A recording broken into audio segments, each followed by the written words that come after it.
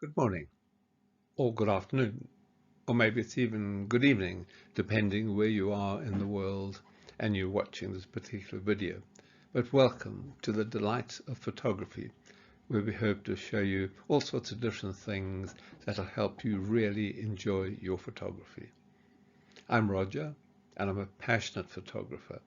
And because I'm a passionate photographer, I've always wanted to be able to spread the word about what a wonderful hobby or pastime photography can be. I run a course called How to Enjoy Your Photography, and I've had over 3,000 people do it. And that's live, that's not on Zoom. And we had lots of nice comments about it. So we decided to take that course, break it into 3 parts, and each part we'll do a series of 10-minute broadcasts filling that particular section. And if you take the time to follow this, you will really find how to enjoy your photography. And of course, if you become more and more interested, you can look at more and more detail. But this will give you enough knowledge that you can take really, really good pictures. So let's have a look. And that's what we mean. Photography for people who don't want to drown in detail.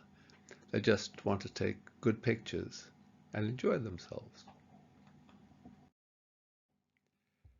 Enjoy photography and get more enjoyment out of life is the first section that we're going to be covering.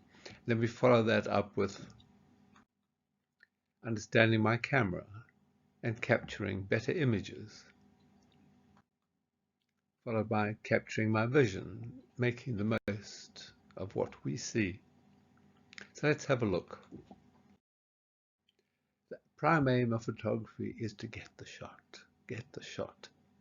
Prime aim for many people is to get the shot. And that's great, because you would like to get that shot. Get that shot. Get that shot. Get that special shot. Get that wonderful shot. But there's more to photography than getting the shot. There's also taking the time to just relax and to just enjoy. To enjoy being there. Looking around wherever you are and saying, my goodness, this is me and I'm standing here and look at this wonderful view. And because if you take the time to enjoy your surroundings and to enjoy where you are, the chances are you're going to take better pictures. But mainly you want to just enjoy the time. If you have a look at this picture, between 2 trees on the left down there, you'll see there's a blob, which has actually got ears on it, and it's the head of a hippopotamus, which happens to be looking at this strange man who's taking photographs at this hour of the morning. And sometimes you may have a time scale like you want to take the sunrise. So of course you need to be there for the sunrise. And you take the sunrise. And then you enjoy the sunrise and you enjoy being wherever you are and take the time to enjoy being wherever you are. Enjoy what you're doing. Enjoy wonderful things that you get the chance to see. Lights of London. Oh my goodness, this is me. I'm here. Take the time to enjoy it. Wonderful clouds. Take the time. Take the time to enjoy it. Sitting there just saying, this is wonderful. I'm enjoying looking at this. I'm enjoying feeling where I am. I'm going to take great pictures here. And that's a plus of being a photographer, because that means you will get to different places because you'll make the effort to get there. But all about where you are, what the lights are doing, and what you're seeing. Sometimes people say, but if you take too many photographs, you lose touch with exactly where you are. And as a photographer, that's absolutely not the case. And there are lots of upsides to photography. And some American investigators from a university did some research, and they found out that people who take photographs of their food actually enjoy their food more than other people. So if you see somebody taking a picture of their food, know they're going to enjoy it.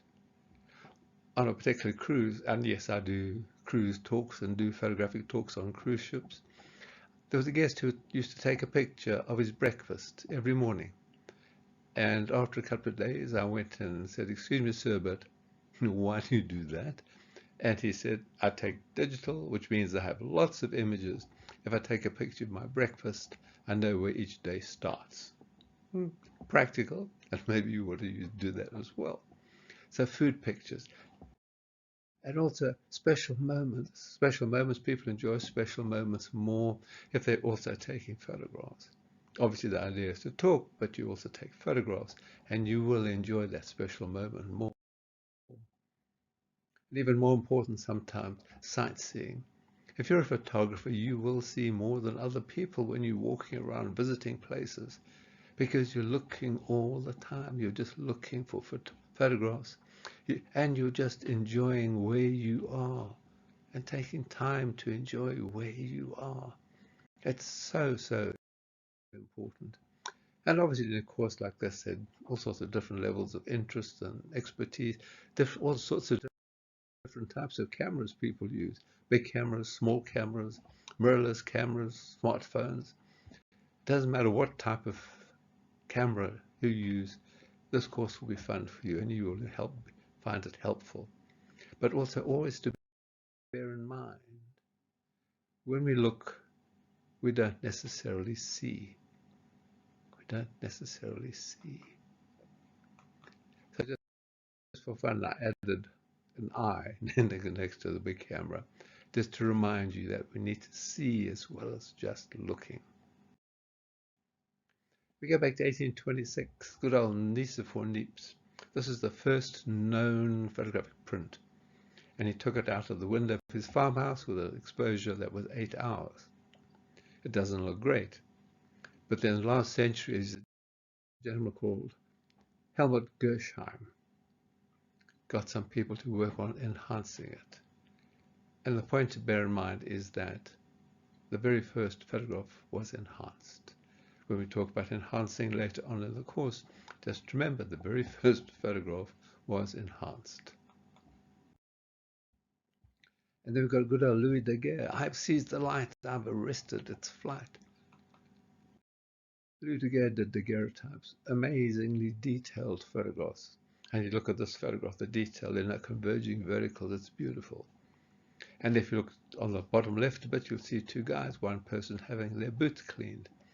And as this was a 10-minute exposure, one guesses that Louis had been and chatted to the guys and asked them to not please move. But the problem with daguerreotypes were they were a one-off. You couldn't ever reproduce them.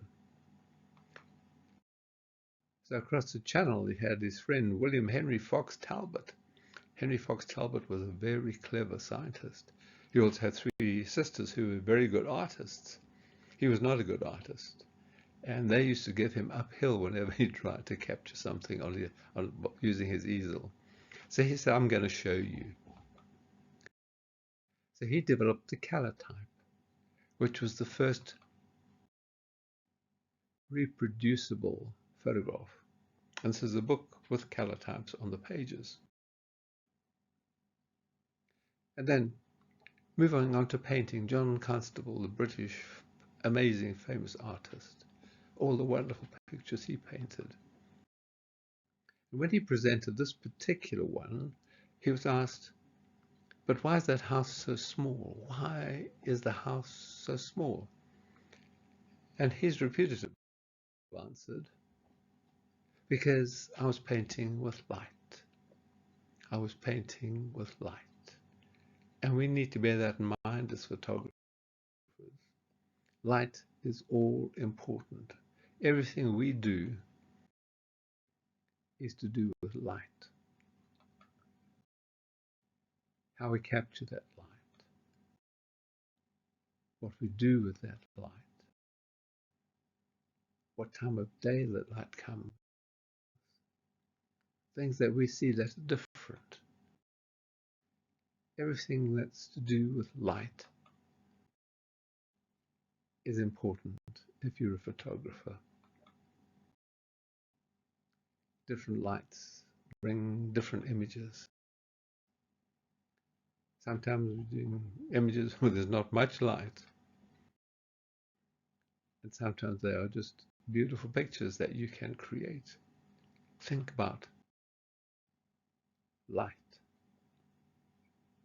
look on this cross.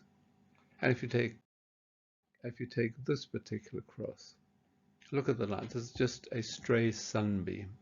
And what it's done to this image is just amazing. So we all need to think about light, and we need to concentrate and think, how do I capture this light in the best way possible? That brings us to the end of our first talk, and I hope you'll join us for our next talk. Remember to click on the subscribe link down on the bottom right to make sure you stay in touch with what's happening. And the second talk is going to be about creativity, or starting to talk about creativity, to show how you do things and what you can do to capture your creativity. And thank you very much for joining us. Take care.